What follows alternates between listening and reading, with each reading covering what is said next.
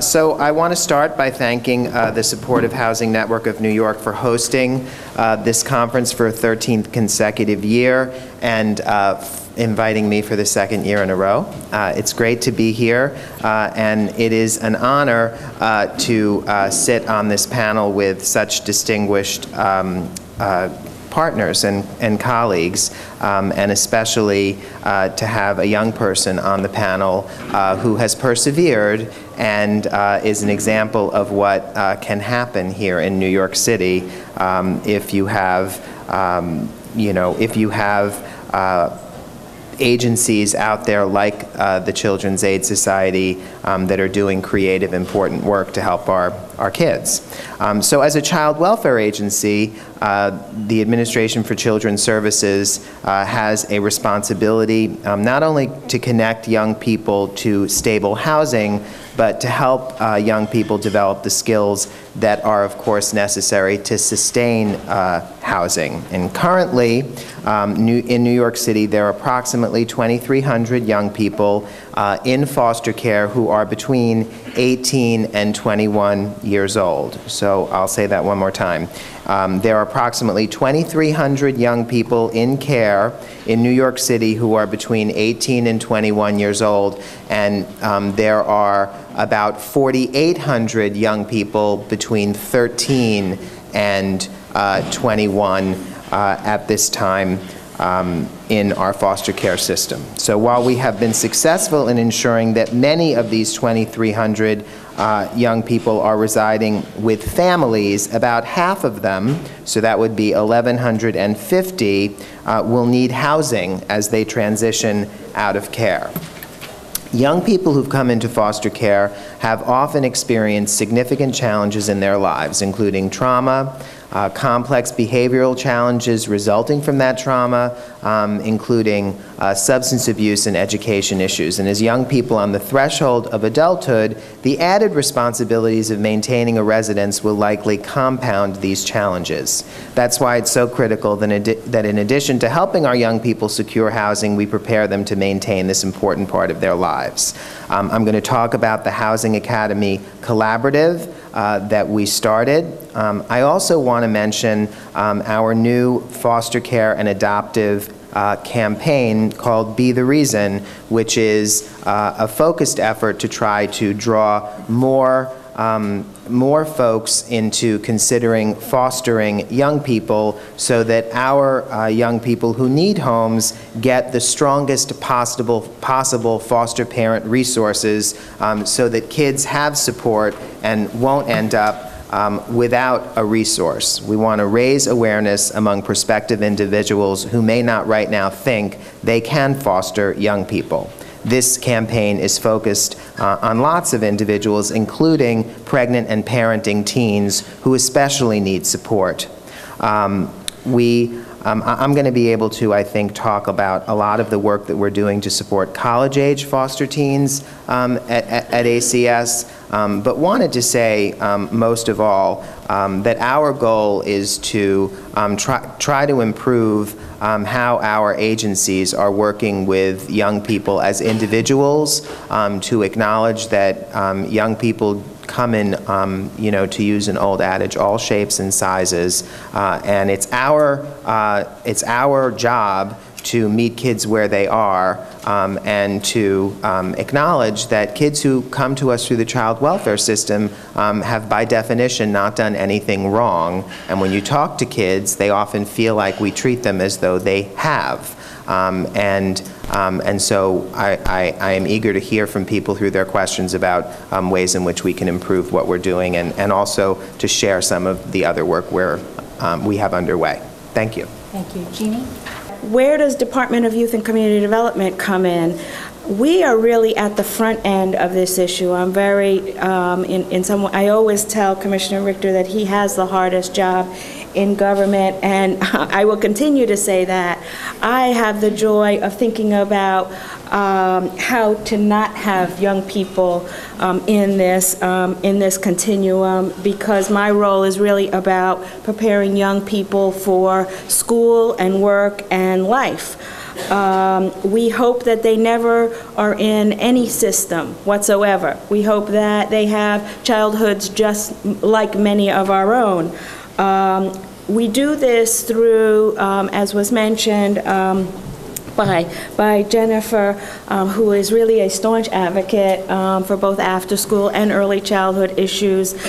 We do this through high-quality after-school, and we do that in a bunch of settings, not only in schools, where we're 70% of the time in schools, but also in NYCHA, community centers, really with the idea, and we're in homeless shelters because, and we're in juvenile facilities as well, with the idea that, again, picking up on what the commissioner said, we need to be where young people are and not blame them for their situation, but bring the services to them. And we have that ethic that really permeates what we do. We also are quite committed to job training programs and have examples that I can talk more about, but the Summer Youth Employment Program, our out-of-school youth program, our White House recognized young adult internship program. And again, these are initiatives that bridge relationships and create relationships with caring adults, create the career and life skills and the resiliency and the resourcefulness that young people, and we do this through a network of community-based organizations. We have about 2,500 contracts. Some of you represent those CBOs. When all of those things, is that a no time left? Oh, okay, I just got started. I'll just say very quickly, when all of those things don't work out, and we know for a variety of reasons they don't, we do have a continuum of services for young people who are homeless. And that includes 12 providers who offer a variety of things, including drop-in centers, crisis shelters where you can stay for 30 to 60 days, and more long-term housing through our TILs. And I'll stop there, and we can pick it up later. The Chelsea Foyer, I like to believe, is a very unique program that really combines housing for young people with an incredible amount of support and services and resources for young people to make that transition to self-sufficiency. In our 10 years, we've had the wonderful experience of working with over 236 young people. And we know, because we do a lot of aftercare and support to our young people, that the majority of them, about 89%, are doing very well. They're all in stable housing. Some have gone on to post-secondary college, or all are working.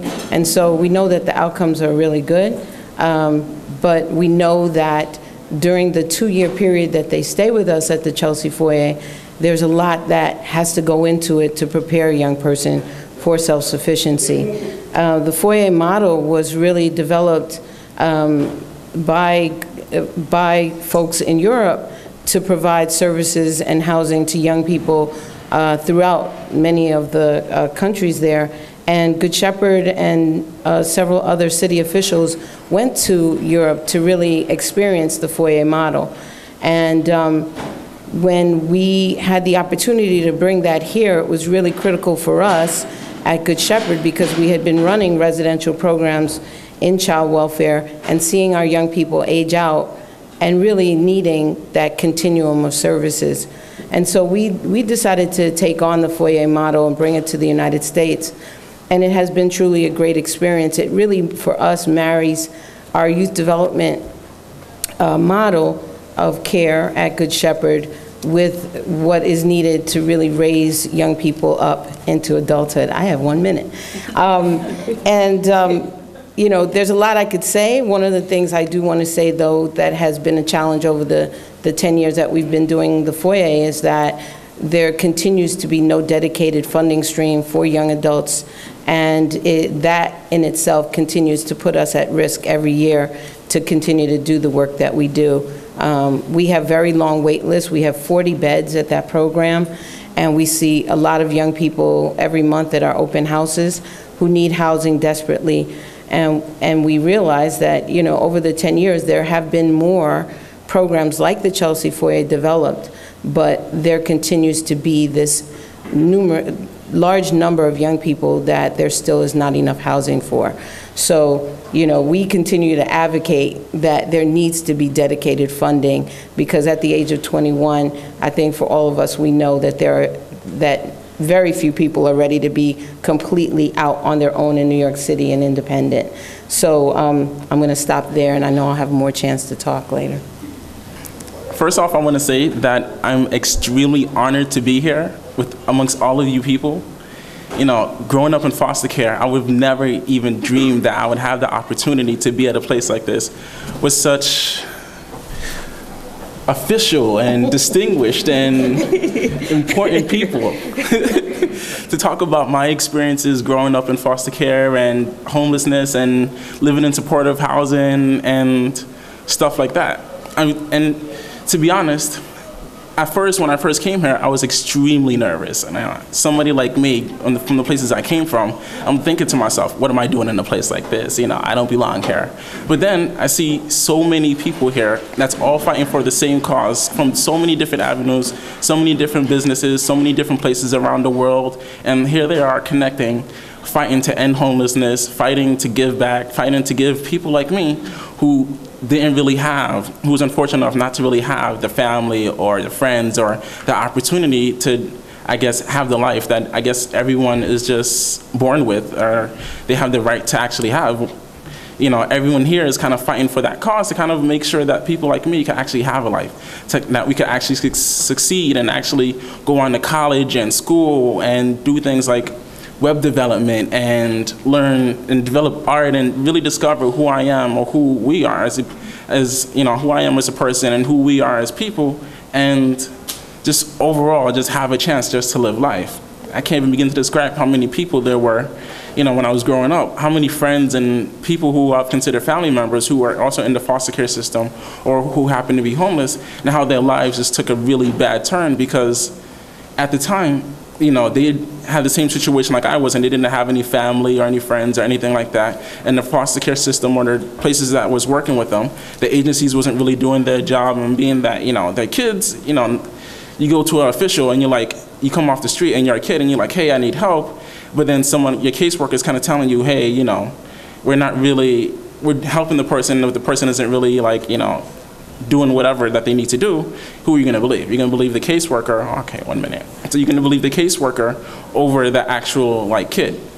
But overall, I'm honored to be here, to just have the opportunity to give my 2 cents, so that way I could further the cause and make sure and give back and make sure that the stuff that I went through growing up, other people currently in foster care or aging out of foster care or that are homeless or that's moving into a supportive housing building or just something like that, that they actually have the opportunity to actually live life and they don't have to go through the trauma and the horror and the struggle that I've been through growing up. Thank you.